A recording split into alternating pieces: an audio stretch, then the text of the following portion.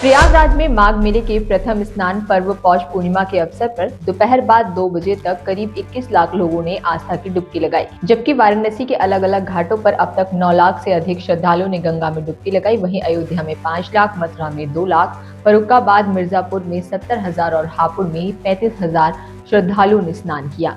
प्रधानमंत्री नरेंद्र मोदी ने दिल्ली के राय पिथौरा सांस्कृतिक परिसर में भगवान बुद्ध के पवित्र पिपर हवा अवशेषों की अंतर्राष्ट्रीय प्रदर्शनी का उद्घाटन किया। उन्होंने कहा कि 125 साल बाद भारत को अपनी विरासत वापस मिली है। पीएम नरेंद्र मोदी ने बुद्ध जीवन के प्रभाव और बौद्ध सर्किट के विकास पर जोर दिया। बीसीसीआई के सचिव देवजीत सैकिया ने कहा कि हाल ही में चल रहे घटनाक्रमों को देखते हुए बीसीसीआई ने फ्रेंचाइजी कोलकाता नाइट राइडर्स यानी कि केकेआर को बांग्लादेश के खिलाड़ी मुस्तफिजुर रहमान को अपनी टीम से रिलीज करने का निर्देश दिया है। बीसीसीआई ने यह भी कहा कि अगर वे किसी रिप्लेसमेंट की मांग करते हैं तो बीसीसीआई उस रिप्लेसमेंट की इजाजत देगा।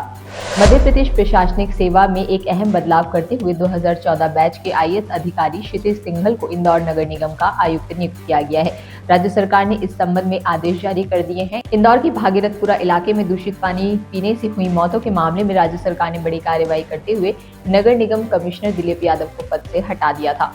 दिल्ली विधानसभा में बंदरों को भगाने के लिए लोगों की भर्ती निकाली गई है। पीडब्ल्यूडी ने विधानसभा में बंदरों को भगाने के लिए लोगों की हायरिंग के लिए टेंडर निकाला है। यहां बंदरों की वजह से होने वाले हल्ले और दिक्कतों को देखते हुए यह फैसला लिया गया है। दिल्ली में 5 से 8 जनवरी के बीच शीतकालीन सत्र शुरू हो रहा है।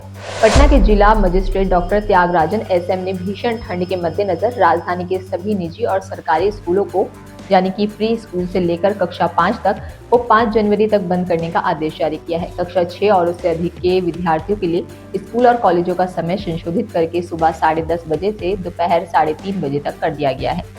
भारतीय रेलवे वंदे भारत बेंगलुरु राजधानी और शताब्दी ट्रेनों में प्लास्टिक प्लेट की जगह बायोडिग्रेडेबल थालियों का उपयोग करेगा। मार्च से शुरू होने वाली यह पहल हर महीने 300 किलोग्राम से अधिक प्लास्टिक बचाएगी। आईआरसीटीसी का लक्ष्य है प्लास्टिक मुक्त परिसर बनाना और पर्यावरण संरक्षण में योगदान दे रहा है, क्योंकि बायोडिग्रेडेबल थालियां 3 से 6 महीने में नष्ट हो जाती हैं।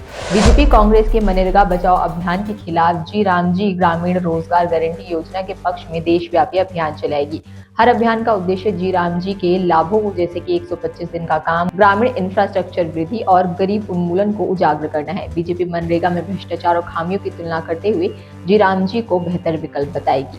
बीजेपी प्रदेश अध्यक्ष पंडित मोहनलाल बडौले ने शनिवार को सोनीपत के हिंदू स्कूल में आयोजित द्वितीय हरियाणा राज्य स्तरीय युवा ताइक्वांडो खेल 2025-26 में खिलाड़ियों को संबोधित करते हुए कहा कि हरियाणा के खिलाड़ी खेलों में हमेशा अग्रणी रहे हैं। नायब सैनी सरकार खिलाड़ियों की मेहनत को पहचानती है और उन्हें और बेहतर सुविधाएं, कोचिंग, प्रशिक्षण देने के लिए पूरी तरह प्रतिबद्ध है। बडौले ने आगे ये भी कहा कि हमारे खिलाड़ी हमारी शान है। उन्होंने कहा कि जीवन में जितना पढ़ाई का महत्व है उतना ही खेल का भी महत्व है।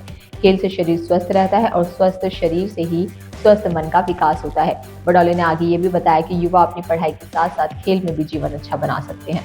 उदयपुर में विद्या प्रचारणी सभा और बीएन संस्थान के 104वें स्थापना दिवस समारोह को संबोधित करते हुए रक्षा मंत्री राजनाथ सिंह ने कहा कि भारत 2030 तक दुनिया की टॉप 3 अर्थव्यवस्थाओं में शामिल होगा।